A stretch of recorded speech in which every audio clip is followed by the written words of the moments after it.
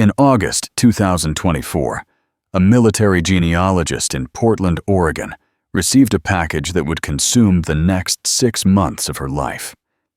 Inside was a single photograph, a young American soldier grinning broadly at the camera, standing in front of a military tent somewhere in France, 1944. On the back, written in faded pencil, Jimmy, June 10th, 1944, 4 days after D-Day. We made it. Going back tomorrow. The photograph had been found in the attic of a demolished house in Normandy, preserved in a waterproof pouch for 80 years. But when the genealogist, Catherine Reed, began researching the soldier's identity, she discovered something that made no sense. According to official military records, the man in this photograph, Second Lieutenant James Robert Henley, had died on D-Day itself, June 6, 1944. He couldn't have been photographed 4 days later. He couldn't have written that message. He couldn't have been smiling on June 10th because officially he was already dead. But the photograph was real. The handwriting was verified, and the implications were staggering. What Catherine uncovered wasn't just a case of mistaken identity or bureaucratic error. It was evidence of a mission so classified that men were officially declared dead to conceal their participation in it. This is the story of one photograph, one soldier, and a mission that officially never happened. Let's begin. Catherine Reed had been working as a military genealogist for 12 years, helping families trace the service records of their ancestors who fought in World War II.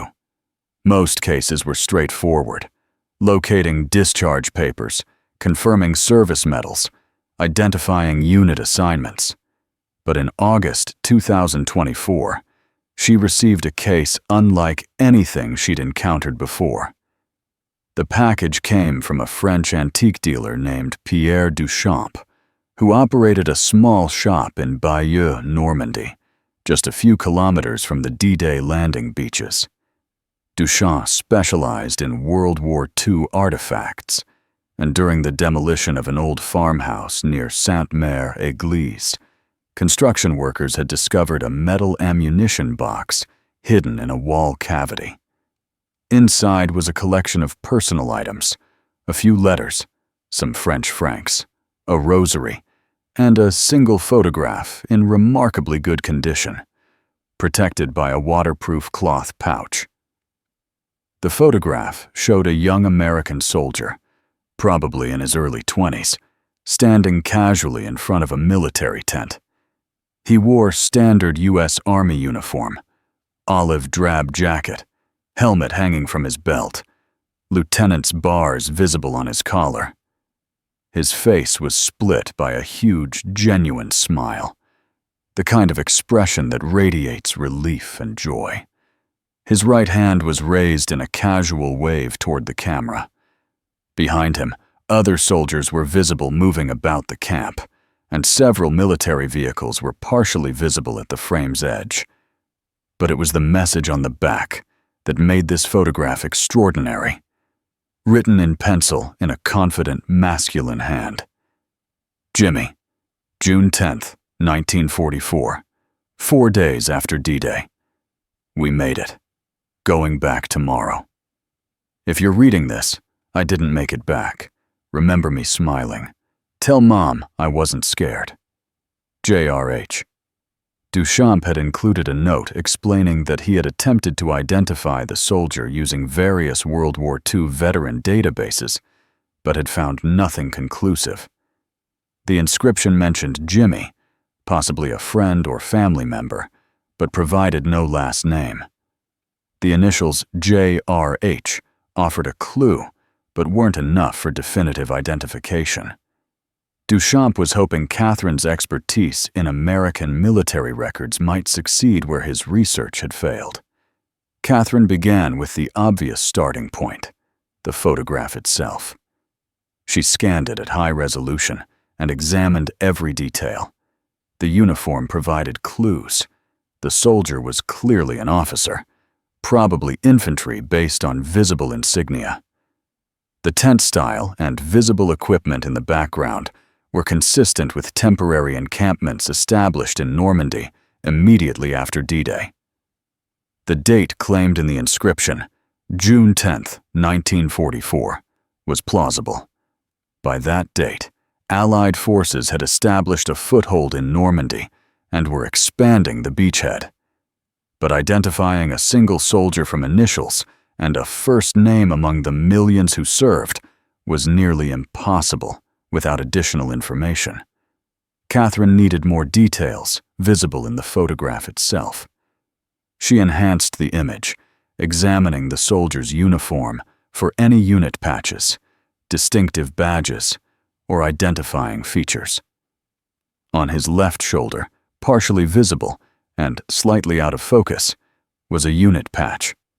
Using image enhancement software, she isolated and clarified the patch. It showed a distinctive design, a white AA on a blue square background. Catherine immediately recognized it. That was the shoulder patch of the 2nd Armored Division, nicknamed Hell on Wheels, one of the most famous American armored divisions of World War II. The 2nd Armored had landed in Normandy on June 9, 1944, 3 days after D-Day, and had immediately been thrown into combat during the breakout operations. Now she had something concrete, an officer with initials JRH, first name possibly James, serving with the 2nd Armored Division, photographed on June 10, 1944, in Normandy. Catherine accessed the National Archives database of World War II casualties and began searching for officers with those initials who served with the 2nd Armored Division. Within 30 minutes, she found a match that made her stop breathing for a moment. 2nd Lieutenant James Robert Henley, 2nd Armored Division, 67th Armored Regiment. Born March 15, 1922, in Atlanta, Georgia. Killed in action, June 6, 1944. But that made no sense. The photograph was dated June 10, 1944, 4 days after Henley's official death date. Catherine checked and rechecked the records. Every official document confirmed the same information. James Robert Henley had died on D-Day itself, June 6, 1944. His name appeared on casualty lists.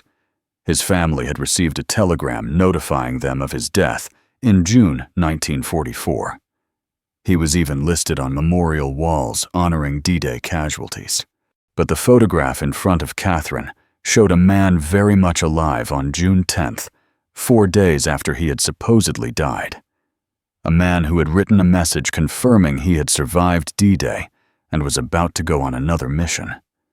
Catherine had stumbled onto something that shouldn't exist, evidence that a soldier officially killed on D-Day had actually survived, had been photographed 4 days later, and had then disappeared on a subsequent mission that wasn't in any official record. The investigation was about to take Catherine into the shadowy world of classified World War II operations and military cover-ups that had been maintained for 80 years. Catherine spent the next week pulling every available document related to James Robert Henley from military archives, genealogical databases, and historical records. What she found was a story that seemed straightforward, but contained troubling inconsistencies. James Robert Henley, Jimmy to friends and family, had enlisted in the U.S. Army in January 1942, just weeks after Pearl Harbor. He was 19 years old, a recent high school graduate from a middle-class Atlanta family. His father owned a hardware store. His mother was a schoolteacher. Jimmy had one younger brother, Thomas, who was 16 at the time of Jimmy's enlistment. Henley had been selected for officer training and had excelled, receiving his commission as a 2nd lieutenant in August 1942. He was assigned to the newly formed 2nd Armored Division and trained with them throughout 1943 in preparation for the invasion of Europe. Letters home, preserved in family collections and later donated to archives, showed a young man who was scared but determined, who missed home terribly but believed deeply in the cause he was fighting for. The 2nd Armored Division was not part of the initial D-Day assault on June 6, 1944. They were designated as follow-on forces, scheduled to land after the beaches were secured. According to official records, elements of the division began landing on June 9, 1944, exactly matching the timeline suggested by the photograph. But here's where the official record became strange. According to casualty reports, James Robert Henley was killed on June 6, 1944, 3 days before his division even landed in France. The casualty report listed his death as occurring on Omaha Beach during the initial assault. Catherine found this immediately suspicious. Why would an officer from a division not scheduled to land until June 9th be present on the beaches during the June 6th assault? It made no sense operationally or logistically. She dug deeper, accessing individual deceased personnel files, IDPFs, from the National Archives. These files contain detailed information about American service members who died during the war, including circumstances of death, burial information, and correspondence with families. Henley's IDPF file contained several documents, but they raised more questions than they answered. The initial casualty telegram sent to his family on June 12, 1944, stated simply, "The Secretary of War desires me to express his deep regret that your son, 2nd Lieutenant James R. Henley, was killed in action on 6 June in France. No details about where specifically he died, what unit he was with at the time, or how he was killed. Just killed in action on 6 June.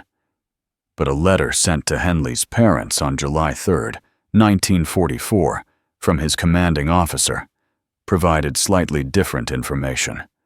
Your son died bravely while performing his duty during operations in Normandy. He was a fine officer, and his loss is deeply felt by all who served with him." Again, no specifics, no mention of D-Day specifically, no details about circumstances, just vague generalities.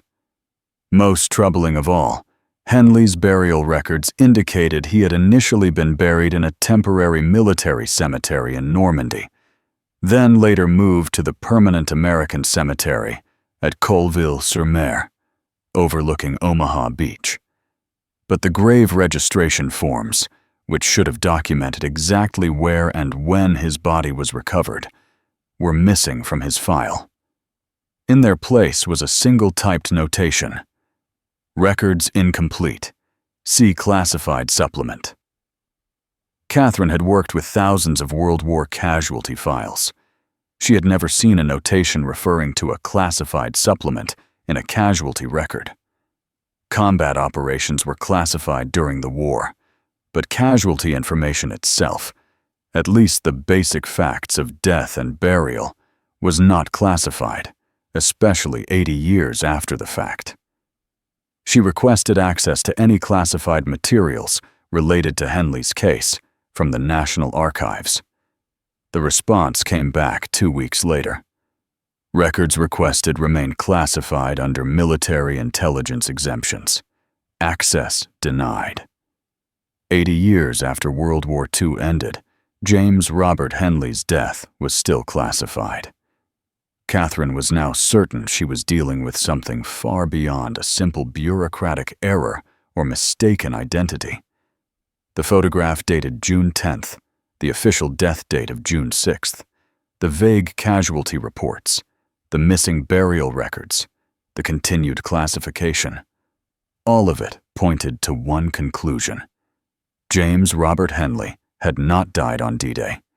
He had been officially declared dead on D-Day to conceal his participation in something else, something that remained classified 8 decades later. But what mission could be so sensitive that a soldier had to be officially killed to participate in it? And what had really happened to Jimmy Henley after that photograph was taken on June 10, 1944. Catherine decided to approach this from a different angle. Instead of trying to access classified military records, she would search for anyone who had served with Henley, anyone who might have personal knowledge of what really happened. It was a long shot. Veterans from World War II were now in their late 90s or had already passed away. But it was her only option. She began contacting veterans organizations, posting inquiries on military history forums, and reaching out to families of men who had served in the 67th Armored Regiment alongside Henley. 3 weeks later, she received an email that would break the case wide open. The email came from a woman named Margaret Patterson, writing from a nursing home in Pensacola, Florida. Her message was brief, but electrifying. My father served with Jimmy Henley in France. He's 101 years old now, and his memory isn't perfect. But when I showed him the photograph you posted online, he became very emotional. He said, "That's Jimmy." I thought I'd never see his face again. He's willing to talk to you if you can come to Florida, but he says what he knows was classified, and he's never spoken about it. He needs to tell someone before he dies. Catherine was on a plane to Florida within 48 hours. Margaret's father was Robert "Bobby" Patterson, former sergeant in the 67th Armored Regiment, 2nd Armored Division. He had landed in Normandy on June 9, 1944, had fought across France, and had survived the war. He returned home in 1945, worked as a plumber for 40 years, raised 3 children, and never spoke in detail about his combat experiences, typical of his generation. Catherine met Bobby Patterson in the nursing home common room.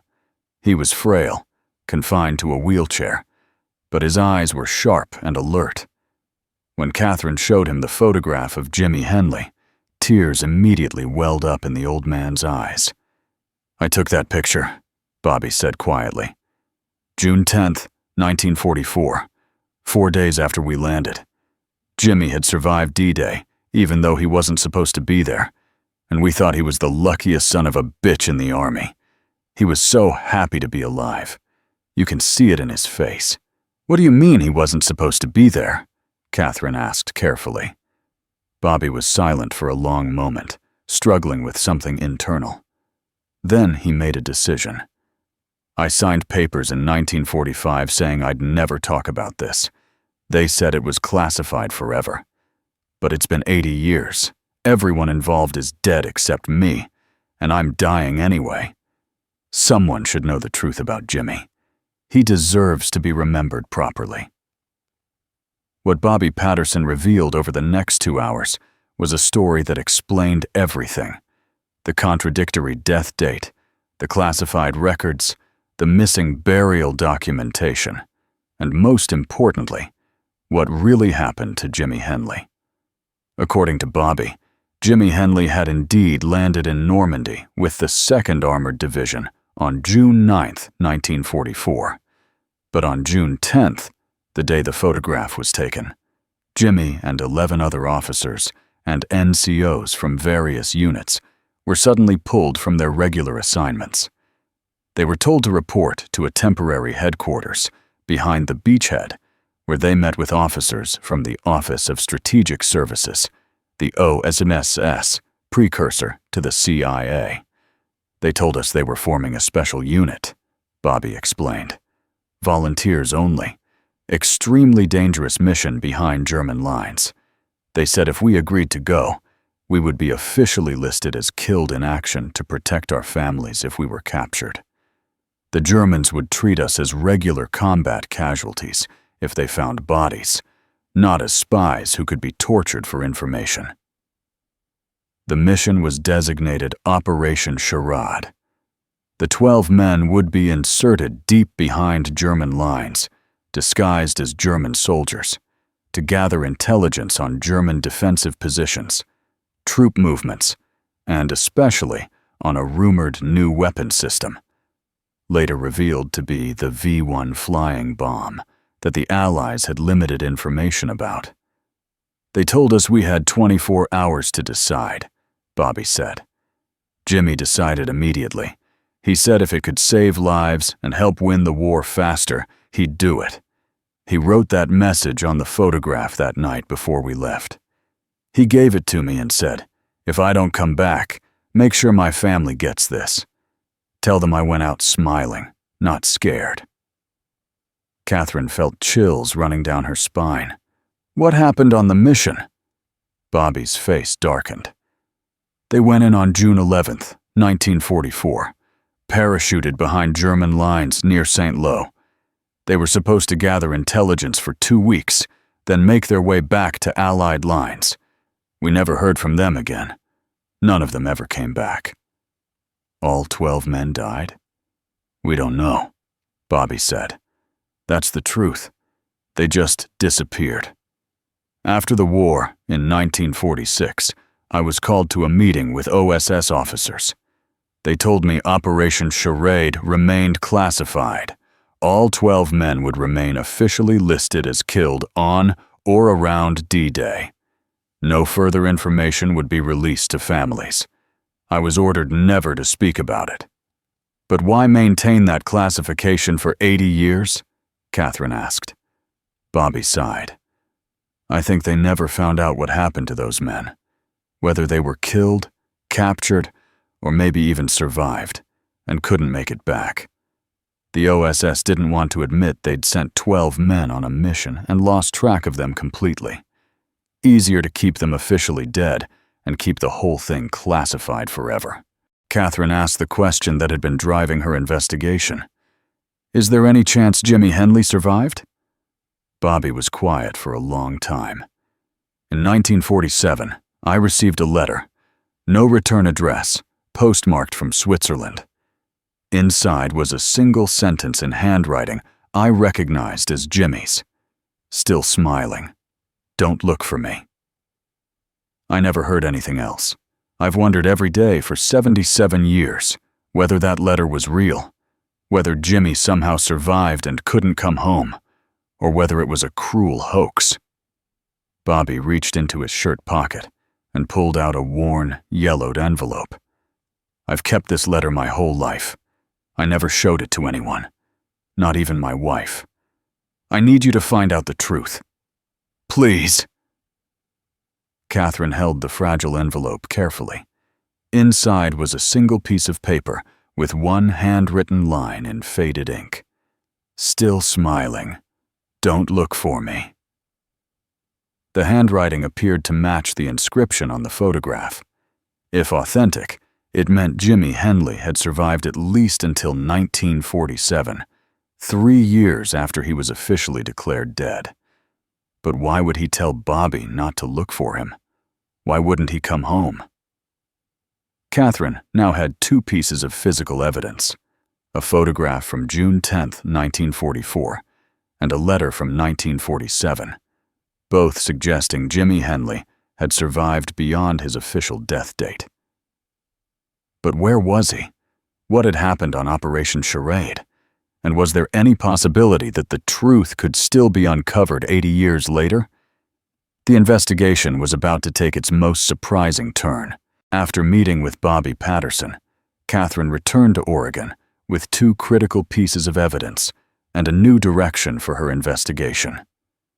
If Jimmy Henley and the 11 other men from Operation Charade had disappeared behind German lines in June 1944, there might be French resistance records, German military documents, or local civilian testimony that documented what happened to them. She contacted Pierre Duchamp, the French antique dealer who had originally sent her the photograph, and explained what she had discovered. Duchamp was fascinated and offered to help investigate local French archives and interview elderly residents in the Normandy region who might remember events from 1944. What happened next was extraordinary. Within 2 weeks, Duchamp contacted Catherine with stunning news. An elderly woman in Saint-Lô, Madame Geneviève Moreau, age 97, had responded to Duchamp's inquiries with information about American soldiers hiding in the area after D-Day. Catherine flew back to France in October 2024 to interview Madame Moreau. The elderly woman lived in a nursing home in Saint-Lô, the same city that had been devastated during the Battle of Normandy in 1944. When Catherine showed her the photograph of Jimmy Henley, Madame Moreau's eyes widened in recognition. "Jacques l'Américain," she whispered. "That's what we called him, Jacques the American." What Madame Moreau revealed was astonishing. In late June 1944, approximately 2 weeks after D-Day, she had been a young woman of 17 living on her family's farm, outside Saint-Lô. One morning, her father discovered an American soldier hiding in their barn, injured, exhausted, and speaking broken French. He said his name was Jacques, Madame Moreau explained. He told us he had been on a special mission behind German lines and had been separated from his group. He was wounded, shot in the leg, and couldn't walk well. He was also terrified that German soldiers would find him. Madame Moreau's family had hidden the American soldier in their barn for 6 weeks, from late June until early August 1944, when Allied forces finally liberated the Saint-Lô area.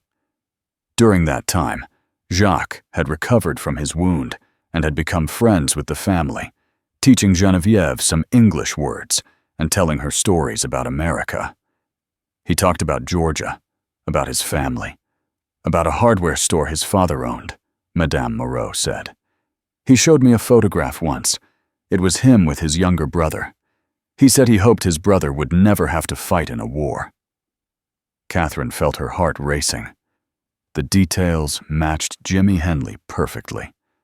Georgia. Father with a hardware store. Younger brother. "What happened when the Americans liberated the area?" Catherine asked. Madame Moreau's face clouded. "That's the strange part. When American troops arrived in our village in August, Jacques became very agitated.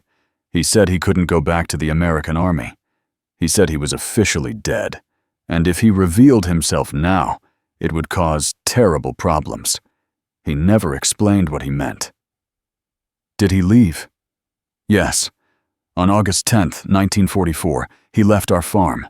He said he was going to try to reach Switzerland. He gave me a letter and asked me to mail it after the war ended if I survived. I mailed it in 1947. Catherine could barely breathe. "Do you remember where you mailed it?" "To an American military postal address. Jacques said his best friend would know what to do with the message. I never heard anything back."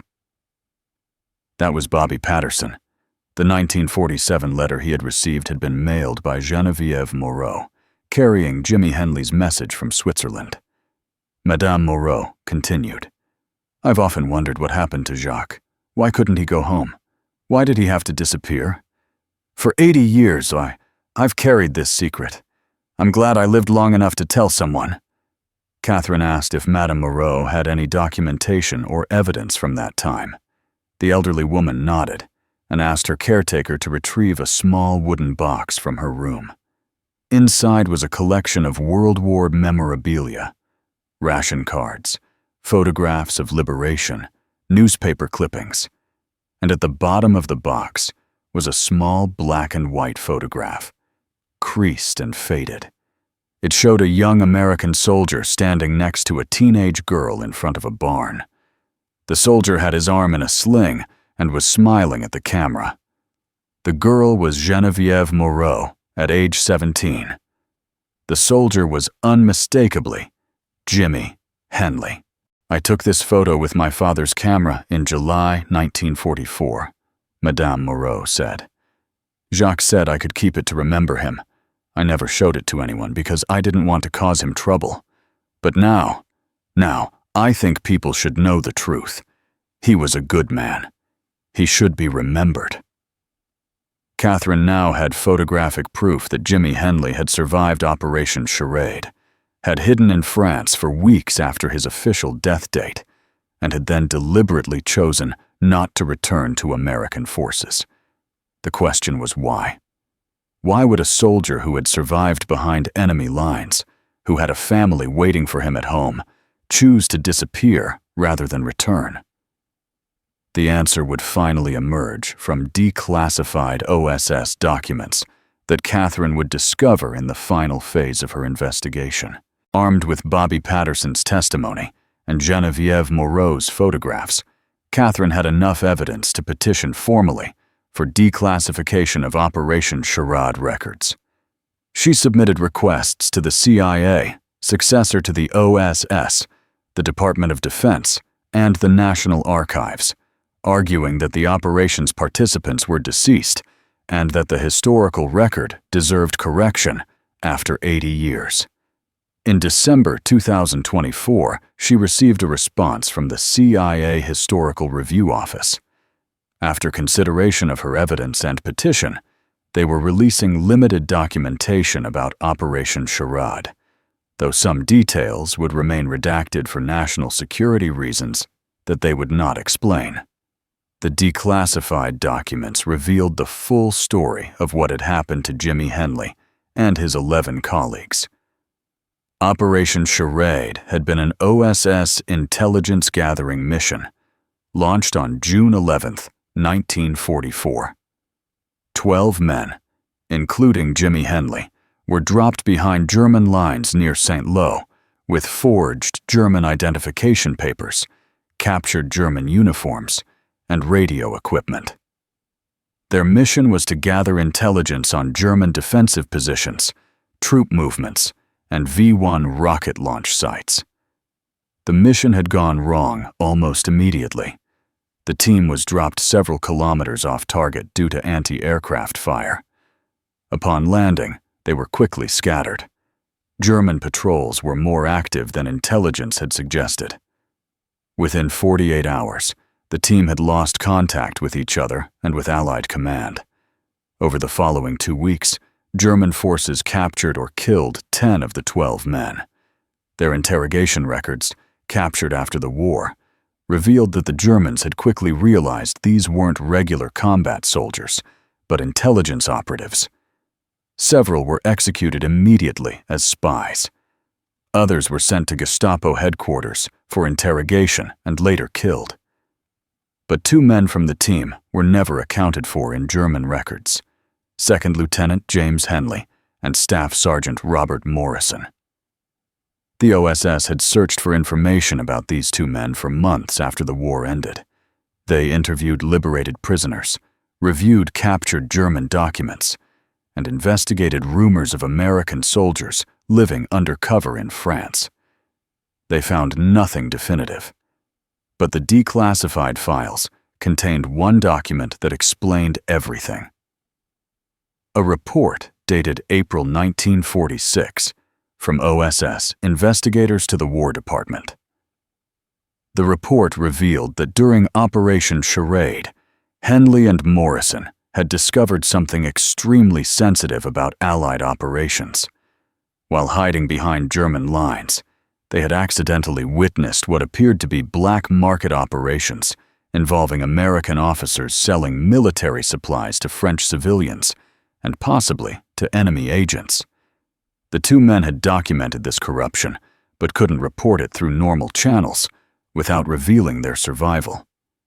When Morrison was killed in a German ambush in July 1944, Henley found himself alone with evidence of serious crimes by American officers. He was officially dead. If he revealed himself, he would have to testify about what he'd seen, testimony that would implicate high-ranking officers and potentially cause a massive scandal that could undermine the war effort. According to the OSS report, investigators believed Henley had made the decision to remain dead rather than expose corruption that might harm the Allied cause. He had disappeared into the chaos of post-war Europe, possibly living under an assumed identity. The report concluded, "Subject Henley's decision to remain missing is regrettable, but understandable given the circumstances. Recommend no further action.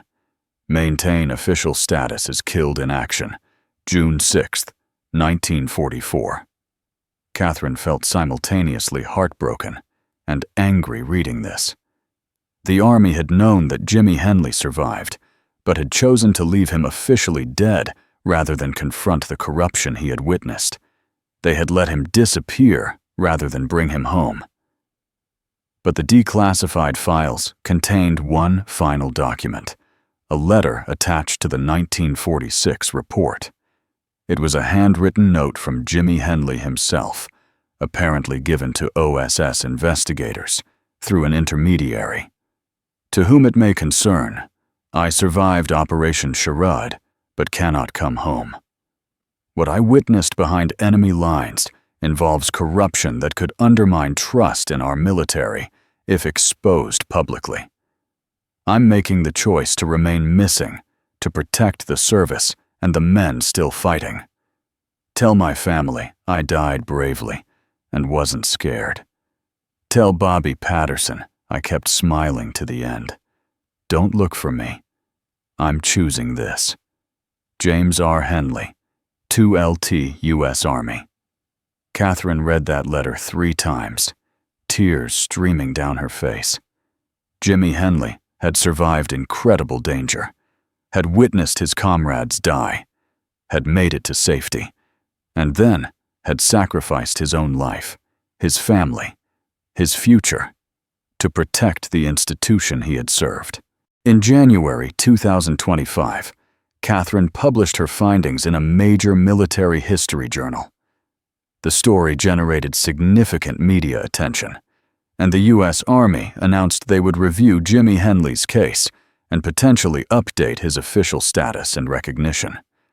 Bobby Patterson, at age 101, lived long enough to learn the truth about his friend. Jimmy made a choice, Bobby said when Catherine told him what she'd discovered. It was the wrong choice. He should have come home, exposed the corruption, and let the chips fall where they may. But he made it for the right reasons. He thought he was protecting the Army and the war effort. That's who Jimmy was, always thinking about others before himself. Bobby Patterson died peacefully in February 2025, holding the photograph of his smiling friend and the letter that had arrived from Switzerland in 1947. Catherine worked with Jimmy Henley's surviving relatives. His brother Thomas had died in 1998, but Thomas's children and grandchildren were still living. She shared the photographs, the testimony, and the documents she had uncovered. The family was devastated to learn that Jimmy had survived the war, but had chosen not to come home. But they understood his reasoning. Uncle Jimmy did what he thought was right, said his great-nephew Robert Henley at a family gathering to honor his memory. He lived in an era when duty and honor meant everything. He put the mission and the service above his own life. We can honor that sacrifice, even while wishing he had made a different choice. The photograph of Jimmy Henley, smiling broadly on June 10, 1944, was donated to the National World War II Museum in New Orleans. It's now displayed with full context, not just as an image of a soldier who died on D-Day, but as documentation of a man who survived, who witnessed corruption, who made an impossible choice, and who spent the rest of his life in self-imposed exile, rather than expose crimes that he believed would harm the war effort. The display includes the inscription from the back of the photograph. We made it. Going back tomorrow. If you're reading this, I didn't make it back. Remember me smiling. Visitors stand in front of that photograph and see a young man, a 22, grinning with relief and hope, not knowing that within hours he would be dropped behind enemy lines on a mission that would officially kill him and actually make him disappear from history for 80 years. His name was James Robert Henley. He was declared killed on June 6, 1944, but actually survived until at least 1947, and possibly longer. He witnessed corruption, made an impossible choice, and sacrificed everything to protect an institution that ultimately abandoned him. And now, 80 years later, he's finally being remembered properly, not just as a casualty of war, but as a man who faced impossible circumstances and tried to do what he believed was right. This is Jimmy Henley's story. And now you know the truth behind that photograph of hope from 1944.